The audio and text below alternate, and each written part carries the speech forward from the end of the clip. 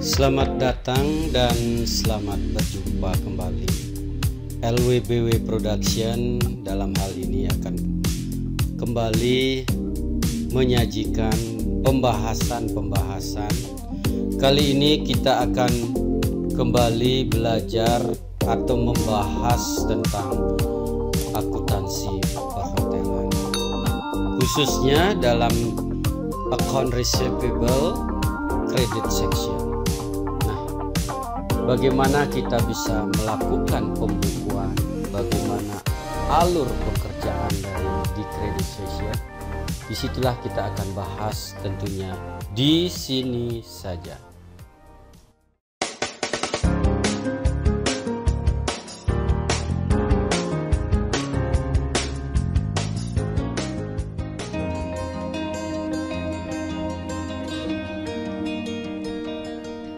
Teman-teman, kita bahas kembali secara detail apa sih tugas pokok dari kredit itu. Jadi tugasnya adalah melakukan penagihan. Nah, mengenai teknis pekerjaan itu tergantung dari masing-masing hotel. Di sini masalah teknis itu diatur oleh masing-masing, umpamanya kredit manager yang mempunyai wewenang dalam hal ini.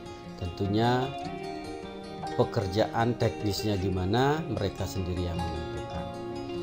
Nah, kita akan jelaskan bagaimana sebenarnya penerimaan kemudian penagihan dulu dari piutang-piutang yang timbul karena adanya travel agent yang mendapatkan kredit fasilitas. Baiklah, mari kita lihat contohnya. Sangat sederhana karena supaya kita bisa memahami apa yang dilakukan di section kredit account receivable. Tamu travel agent A, ya anggaplah kita mengambil contoh travel agent A, check out ya dengan menginap 3 malam. Harga per malam itu adalah sebesar 1 juta rupiah. Untuk tagihan selain kamar menjadi tanggungan sendiri yang namanya adalah personal account, di mana tagihan tamu tersebut selama 3 hari sebesar 600.000 rupiah. Nah, dari tamu menginap 3 malam, personal account-nya adalah dia konsum selama di hotel. Nah, dari transaksi ini pertama hal apa yang kita lakukan yaitu membuat invoice. Sebelum membuat invoice, tentunya pada saat kita membahas income audit bahwa apa yang menjadi invoice yang akan dibuat itu income audit sudah memeriksa semua dokumen, dan semua dokumen tentang penagihan yang sifatnya travel agent yang mendapatkan kredit itu diserahkan ke kredit atau ke account receivable, dan harus dipastikan juga oleh seorang account receivable dari banyaknya tagihan-tagihan itu, gas bill itu, dokumennya juga harus bisa di cross check lagi oleh account receivable. Apakah reservation formnya sudah ada tanda tangan tamunya, kemudian ada kopi paspor, ada identitas lain, umpamanya KTP, KITAS, atau hal apa lagi yang harus didapat dari dokumen tersebut. Kemudian voucher dan guarantee letter yang penting, karena ini yang menjamin bahwa tamu itu menunjukkan voucher itu bahwa itulah yang dibagaikan jaminan pada travel agent yang mengeluarkan voucher tersebut. Nah, selanjutnya invoice itu dibuat berdasarkan gas bill. Nah, gas bill yang sudah ada dokumen itulah kemudian kita cocokkan, compare dia dengan voucher. Benar nggak vouchernya ini, tamu ini menggunakan voucher ini, atau garansi letternya bunyinya apa, gimana Nah, itu semua harus di cross check dengan gas bill yang keluar itu berapa totalnya. Nah, sesuaikan juga dengan kontrak rate. Benarkah triple A ini mendapatkan kontrak 1 juta? Nah, disitulah account receivable itu harus tahu, atau credit manager, credit officer itu harus tahu kontrak rate dari masing-masing travel agent. Nah, itu yang harus dilakukan. Baru kemudian selanjutnya kita akan melakukan atau membuat invoice. Sebelum membuat invoice juga, apa yang harus diperhatikan di dalam membuat invoice? Nah, secara umum invoice itu harus jelas ya. Pertama itu harus scope hotel itu harus ada. Hotel apa yang mengirimkan invoice ini? Kemudian ada tanggal invoice, tanggal berapa terbitnya invoice itu, kemudian nomor invoice juga penting. Karena travel itu akan melihat nomor invoice berapa yang belum terbayar, pasti begitu. Kemudian baru nanya nama tamu, kemudian check-in-nya tanggal berapa, check-out-nya tanggal berapa, itu harus jelas invoice-nya. Nomor voucher yang penting, karena dari sistem travel agent biasanya nomor voucher yang pertama yang diketik, baru keluar semua tamunya dari travel A itu. Nah, kemudian tanda tangan dari credit manager, AE atau yang menandatangani invoice itu, account receivable juga boleh. Kemudian ada cap perusahaan supaya lebih jelas lagi. Untuk transfer, umpamanya dia melakukan transfer travel itu ya bank account juga harus ada. Nah, untuk isi invoice itu bisa kita lihat, kita jelaskan. Nah, setelah itu ada, kemudian baru kita breakdown sekarang. Room itu sama dengan room. Nah, yang satu ini adalah menunjukkan jumlah daripada kamar yang dipakai oleh travel agent tersebut, tamunya apakah 1 kamar, 2 kamar, itu ini. Kebetulan ini contohnya adalah 1. Deluxe itu adalah kategori kamarnya. Ada superior, deluxe, ada single, double, twin, bungalow, villa. Nah, itu semua ada di kategori kamar. Kemudian room night-nya berapa? Dia menginap 3 malam, 3 nights, baru kontrak rate-nya. Kontrak rate 1 juta. Nah, hasilnya adalah 3 juta rupiah. Nah, bagaimana kita membuat dari ini yang rupiah? Kalau yang US bagaimana? Nah, itu mungkin dalam kesempatan di pembahasan berikutnya kita akan berikan contohnya. Kali ini yang sederhana dulu, kita pakai rupiah supaya bisa kita pahami untuk bisa membuat invoice. Inilah isi dari invoice, yang penting berapa tagihannya. Baru total ke bawah. Kalau ini ada beberapa room, kategori room, itu totalnya ke bawah juga harus ada. Nah, mungkin selanjutnya ada permasalahan-permasalahan kita akan bahas di kesempatan berikutnya. Kita lanjut. Nah, meskipun kita menggunakan sistem ya manual, jurnalnya itu secara manual, itu harus benar-benar kita pahami dari transaksi tersebut. Umpamanya transaksi yang ada, contoh itu bagaimana kita menjurnal dari itu. Meskipun sistem sudah benar-benar membreakdown, meskipun sistem sudah benar-benar bahwa ini masuk ke revenue, ini masuk ke service charge, ini masuk, itu secara manualnya kita harus pahami. Nah, saya akan berusaha memberikan debitnya apa. Debit dari transaksi itu adalah piutang travel agent A. Nah, ini harus jelas piutangnya, ini piutang siapa. Nah, itu piutang travel agent A 3 juta rupiah. Kemudian kreditnya apa? Kredit ya sama di dalam waktu kita pembahasan income audit itu room revenue. Room revenue sejumlah 2.479.339. Ini bagaimana caranya mencarinya? Nah, sudah kita jelaskan di pembahasan income audit, itu sudah banyak sekali. Teman-teman kalau memang belum memahami, boleh kembali lihat di income audit di video kita sebelumnya, pembahasan kita sebelumnya. Ini belum balance, jurnalnya belum balance, apalagi di kredit. Yang di kredit adalah hutang service charge. Kenapa dia masuk dalam hutang service charge juga sudah kita bahas di video di income audit. Mungkin perlu untuk dibuka kembali, untuk diingat kembali bagaimana juga mendapatkan angka dari service charge tersebut. Ini juga belum balance. Nah, kemudian yang dikredit apalagi adalah tax-nya. Tax PB1 itu adalah merupakan pungutan dari hotel kepada tamu yang akan disetorkan kepada pemerintahan. Nah, di sini juga sudah jelas kita bahas di income audit. Kalau memang perlu, buka kembali di pembahasan kita income auditor, ada service charge khusus pembahasan, ada juga tax-nya, PHR-nya. Di situ sudah lengkap. Nah, kalau revenue ini mempengaruhi laba rugi. Kalau service charge, hutang service charge, hutang tax itu akan mempengaruhi di neraca dan itu ada di bagian kreditnya.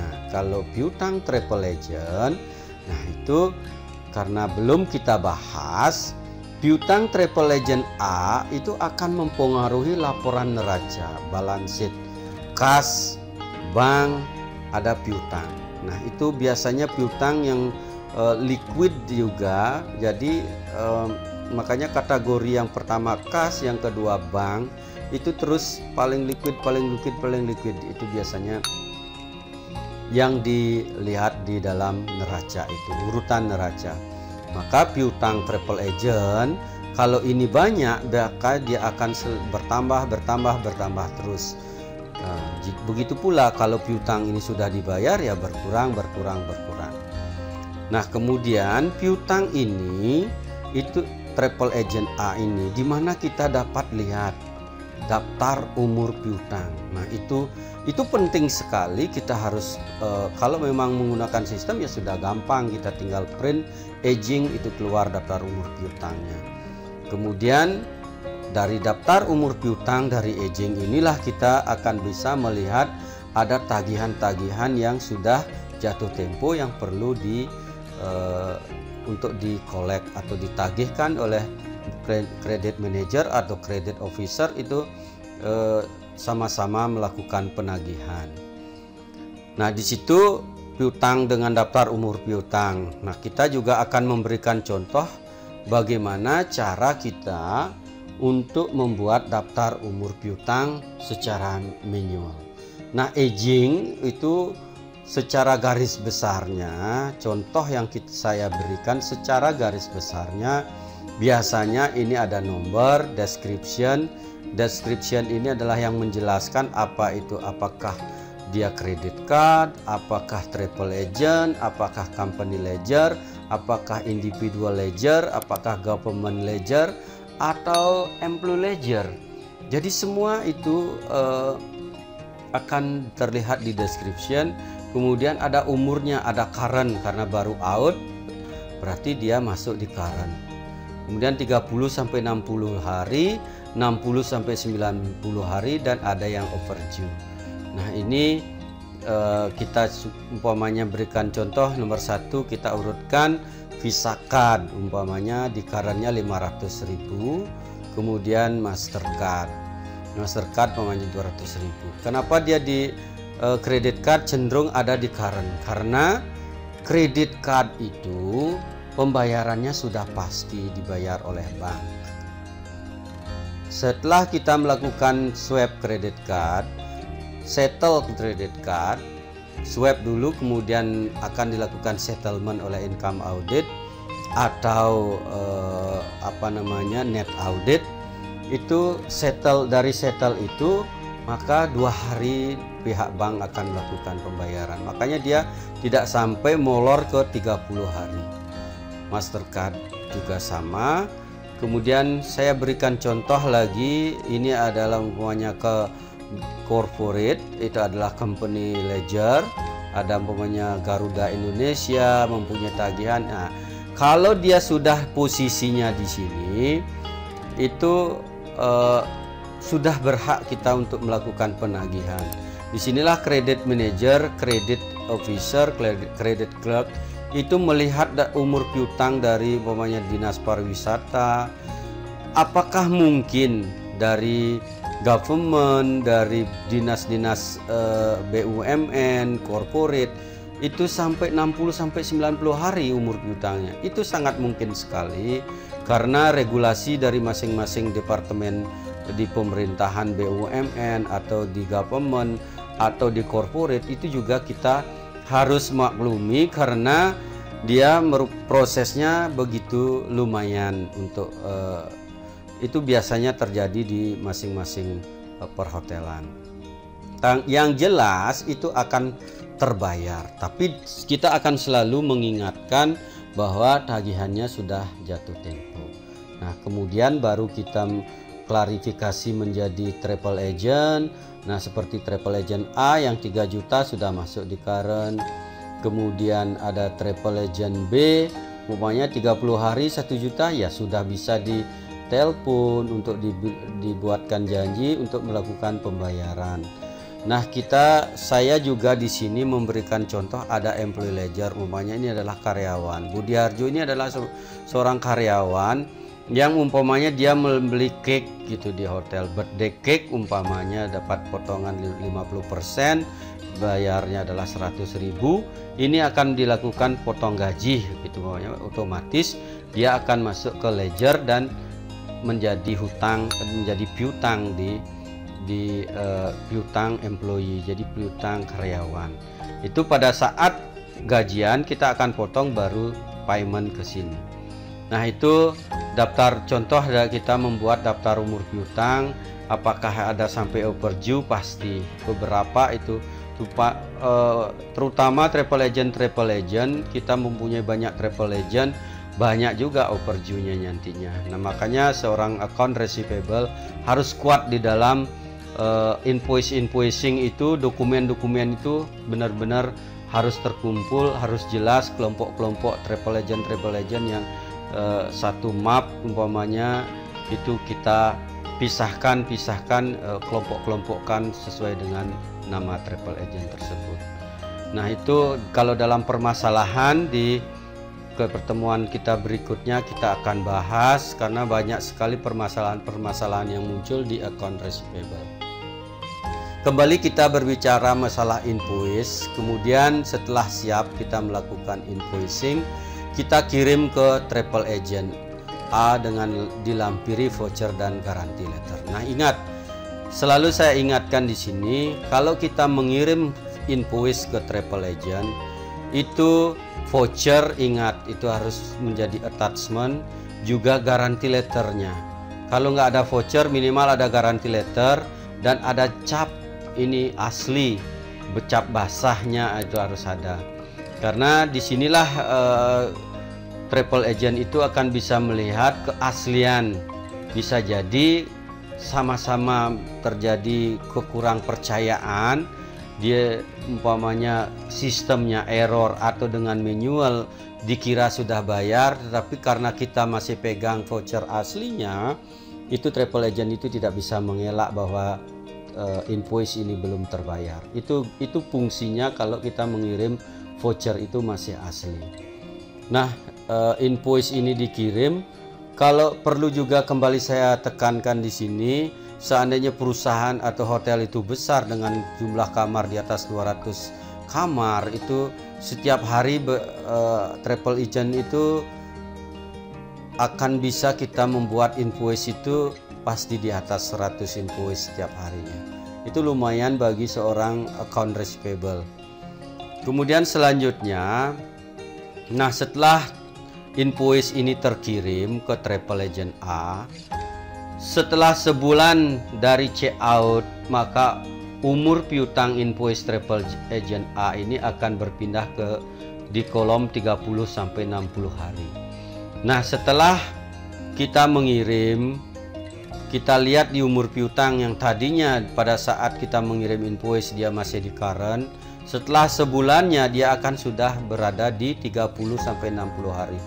Disitulah peranan credit manager Artinya apa? Credit manager harus menghubungi travel agent A bahwa ada invoice yang sudah jatuh tempo dan membuat janji kapan akan dibayar oleh travel agent A tersebut. Dan umpamanya travel agentnya, baiklah tanggal sekian bisa kita di-collect ke sini. Itu umpamanya ya. Baru kemudian kalau memang diminta collect, ya artinya di sini secara teknis bukan satu travel agent yang dihubungi credit manager, itu bisa sampai 50 travel agent.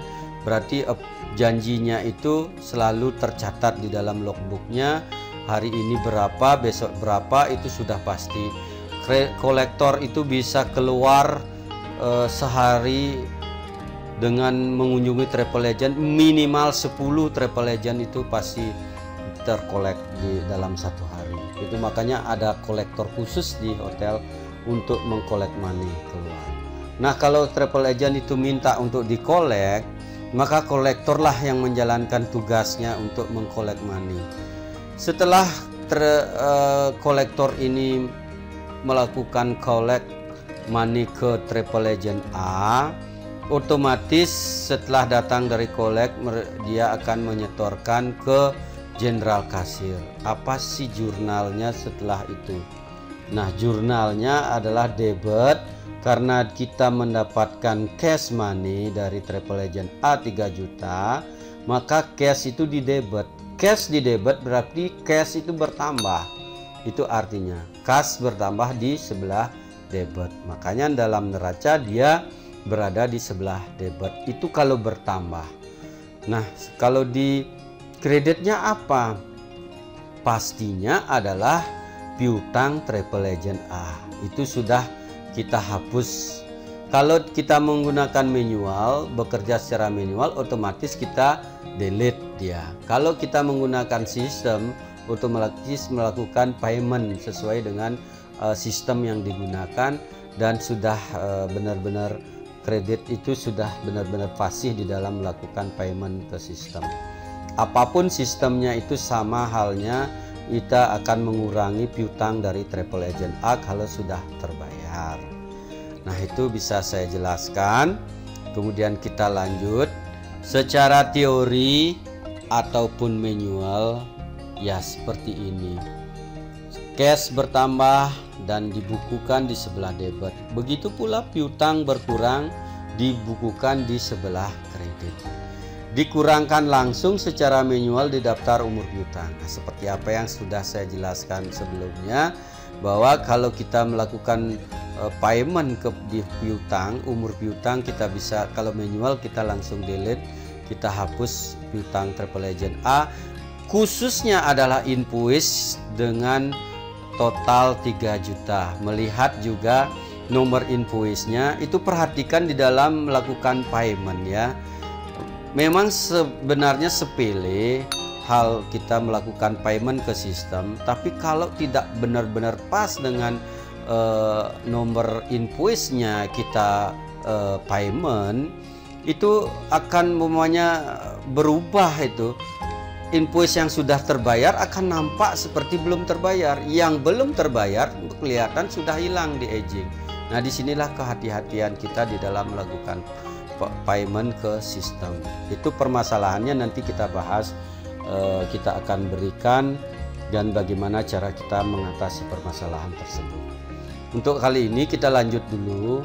Selanjutnya kolektor akan menyerahkan hasil collect money ke general kasir. Namun sudah menjadi keharusan general kasir itu tidak boleh menaruh uang dari penjualan, dari daily revenue, daily pendapatan, daily penjualan yang cash sale itu juga kolektor menyetorkan. Itu di brankas tidak boleh terlalu lama.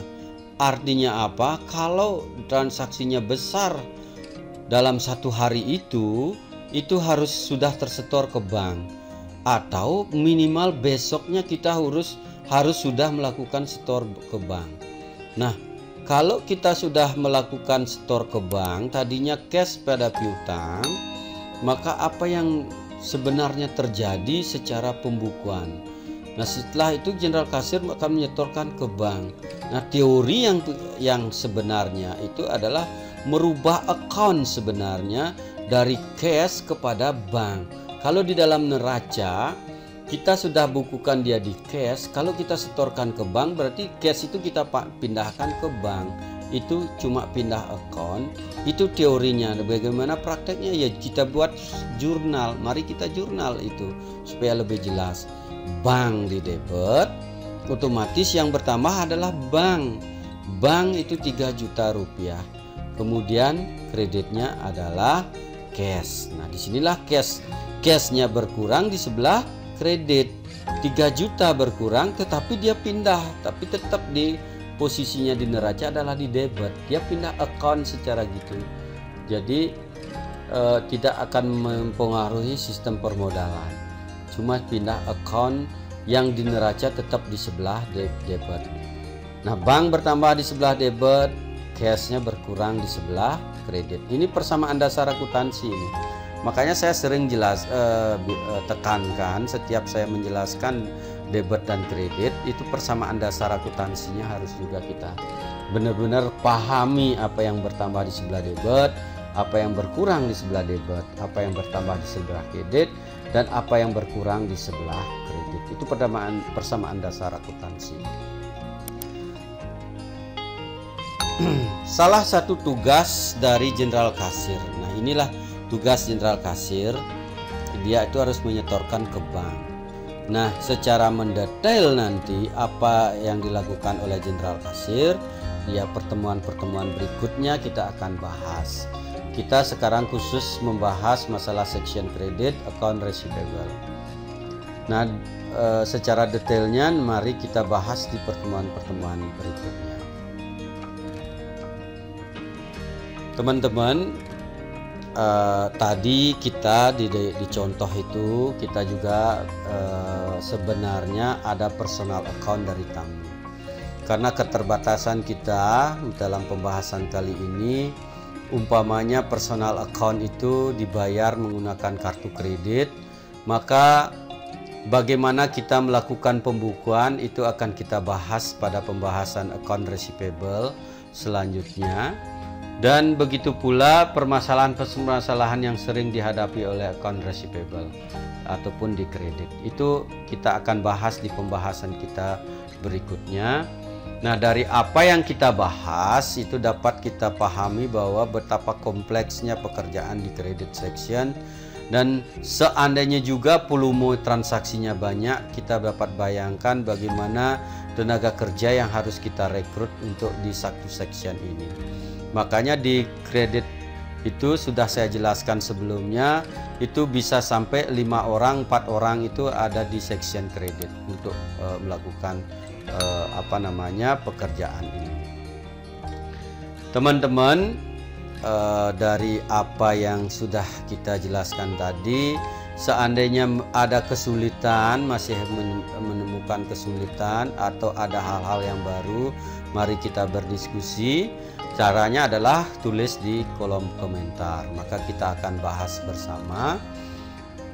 Mudah-mudahan apa yang kita bahas hari ini bisa memberikan manfaat.